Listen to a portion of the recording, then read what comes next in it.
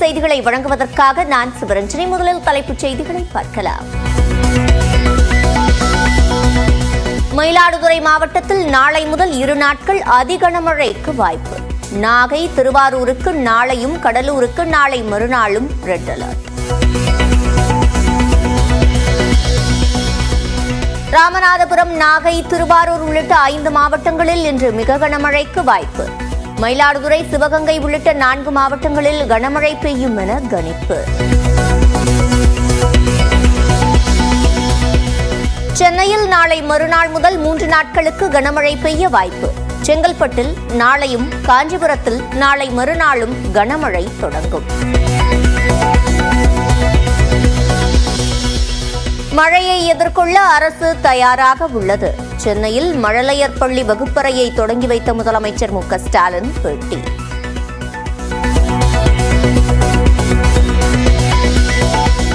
சென்னை கண்ணகி நகரில் குழந்தைகளுடன் அமர்ந்து கொஞ்சி பேசிய முதலமைச்சர் மு க ஸ்டாலின்.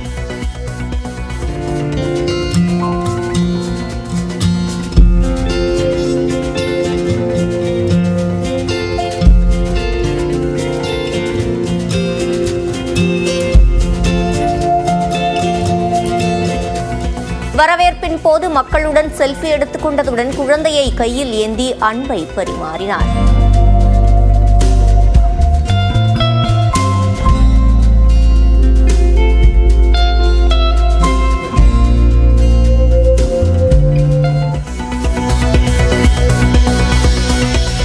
திமுக ஆட்சியில் காவல் நிலைய மரணங்கள் தொடர்கதையாகி வருவதாக இபிஎஸ் குற்றச்சாட்டு. முதலமைச்சர் என்ன பதில் சொல்லப் போகிறார் என்றும் கேள்வி. மதுரையில் அதிமுகவின் கள ஆய்வுக் கூட்டத்தில் மோதல். செல்லூர் ராஜுவுக்கு எதிராக பேசியவர் மீது தாக்குதல்.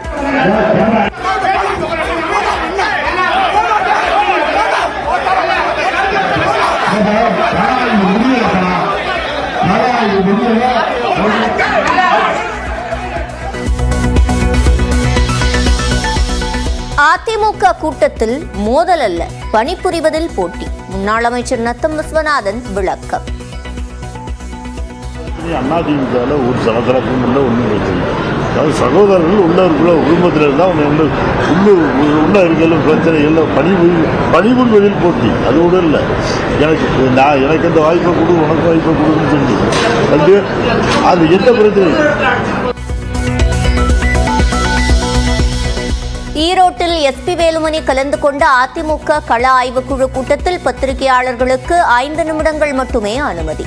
கள ஆய்வுக் கூட்டங்களில் அதிமுகவினர் மோதிக்கொண்ட வீடியோக்கள் வெளியான நிலையில் கட்டுப்பாடு.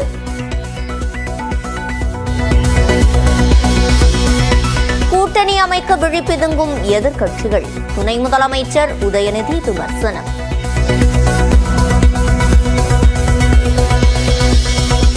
கடலூர் முதுநகர் காவல் நிலையத்தில் புகார் பதிவேடுகளை ஆய்வு செய்த துணை முதல்வர் உதயநிதி ஸ்டாலின். மக்கள் கொடுக்கும் புகார்கள் மீது உடனடியாக நடவடிக்கை எடுக்க போலீசாருக்கு உத்தரவு. பொங்கலன்று அறிவிக்கப்பட்டுள்ள சிஏ தேர்வு அட்டவணையை மாற்றியமைக்க வேண்டும்.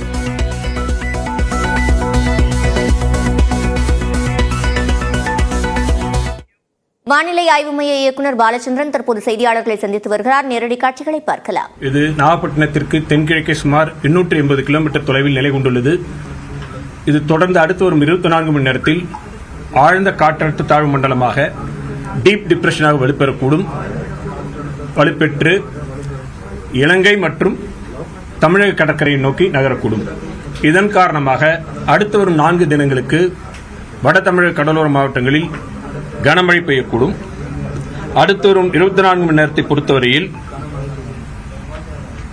டெல்டா மாவட்டங்களில் மற்றும் ராமநாதபுரத்தில் ஓரிரு இடங்களில் கன முதல் மிக கனமழையும், கடலூர், மயிலாடுதுறை, அரியலூர் மற்றும் சிவகங்கை மாவட்டங்களில் ஓரிரு இடங்களில் கனமழையும் பெய்யக்கூடும்.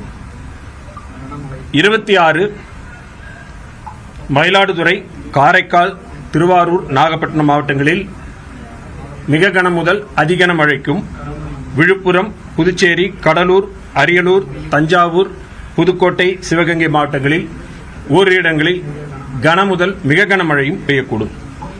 27ஆம் தேதி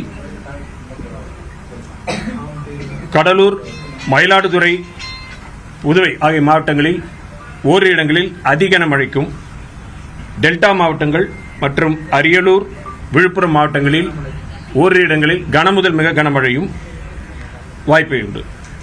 28ஆம் தேதி காஞ்சிபுரம், விழுப்புரம் மாவட்டங்களில் ஓரிரு இடங்களில் கனமுதல் மிக கனமழையும், கடலூர், கள்ளக்குறிச்சி, திருவண்ணாமலை, ராணிப்பேட்டை, திருவள்ளூர், சென்னை ஆகிய மாவட்டங்களில் ஓரிரு இடங்களில் கனமழையும் பெய்யக்கூடும். 29ஆம் தேதி சென்னை, திருவள்ளூர், காஞ்சிபுரம், செங்கல்பட்டு மாவட்டங்களில் ஓரிரு இடங்களில் கனமழைக்கான வாய்ப்பு உள்ளது. மீனவர்களுக்கான எச்சரிக்கை பொறுத்தவரையில் மீனவர்கள் மன்னார் வளைகுடா, குமரிக்கடல், தமிழக கடற்கரை பகுதிகள், மத்திய மேற்கு வங்கக்கடல் மற்றும் தெற்கு வங்கக்கடல் பகுதிகளுக்கு அடுத்து வரும் 5 தினங்களுக்கு செல்ல வேண்டாம் என்று அறிவுறுத்தப்படுகிறார்கள். ஆழ்கடலில் இருக்கின்ற மீனவர்கள் கரைக்கு திரும்புமாறு அறிவுறுத்தப்படுகிறார்கள். வடகிழக்கு பருவமழையை பொறுத்தவரையில் தமிழகம், புதுவை, காரைக்கால் பகுதிகளில் பதிவான மழையின் அளவு 327 மில்லிமீட்டர் கடந்த அக்டோபர் 1 முதல் இன்று வரையான காலகட்டத்தில். இந்த காலகட்டத்தின் இயல்பளவு 331 மில்லிமீட்டர் இயல்பை ஒட்டி பதிவாகியுள்ளது. ஓகேங்களா? அதாவது நமக்கு வெல்மார்க் லோ பிரஷரா இருந்தது, டிப்ரெஷனாக வலுப்பட்டு இருக்கு, தொடர்ந்து டீப் டிப்ரெஷனாக வலுப்பெறும். தென் நமக்கு இலங்கை மற்றும் தமிழக கடற்கரை நோக்கி நகரக்கூடும் அடுத்த அந்த 2 தினங்களுக்கு சொல்லியிருக்கோம். மீனவர்களுக்கு புயலாக வலுவிற்கான வாய்ப்புகள் குறித்து தொடர்ந்து கண்காணித்து தெரிவிக்கப்படும். தற்பொழுது நிலை டீப் டிப்ரெஷன் வரைக்கும் சொல்லியிருக்கு. ஆமா, அதான் கனமழை, மிக கனமழையில சொல்லியிருக்கிறோம். அந்த கனமழைக்கான வாய்ப்புகள் எல்லாமே சொல்லியிருக்கிறோம். நம்ம மாவட்டங்கள் வழியா சொல்லியிருக்கிறோம். அந்தந்த மாவட்டங்கள் பொறுத்த வரைக்கும் கனமழைக்கான வாய்ப்புகள் கொடுத்திருக்கு. எதுவுமே சொல்லல, எதுவுமே இது பண்ணல. தற்போது நிலவரப்படி பாத்தீங்கன்னா இந்த சிஸ்டம் இன்னும் ஈக்குவட்டோரியல் ட்ரஃப் என்று சொல்லக்கூடிய அதுல இருக்கு. அதிலிருந்து விடுபட வேண்டும். அதாவது மல்டி ஃபேக்டர்ஸ், மல்டி டைரக்ஷன்ல ஒர்க் ஆயிட்டு இருக்கிறதுனால we got to wait and watch. சிஸ்டத்தை தொடர்ந்து கண்காணிக்கணும். MJO மேற்கிலிருந்து கிழக்காக நகர்ந்து சொல்லக்கூடியது வலுவாக இருக்கிறது. அதே சமயம் கிழக்கிலிருந்து மேற்காக நகர்ந்து சொல்லக்கூடிய ஈக்குவட்டோரியல் ராஸ்பி வேஸ்ட் போயிட்டு இருக்கு. ஒன்னு கிழக்கிலிருந்து மேற்காக நகர்கிறது, இன்னொன்று மேற்கிலிருந்து கிழக்காக நகரக்கூடியது. மேலும் மத்திய வளிமண்டலத்தின் மத்திய பகுதியை பார்க்கின்ற பொழுது மேற்கு திசையிலிருந்து வெஸ்டர்லி ட்ரஃப்ஸ் வருது. அதன் தொடர்ந்து சிஸ்டம் இலங்கை கடற்கரைக்கு வரும் பொழுது நிலப்பகுதியோட தொடர்பு கொள்ளக்கூடியது.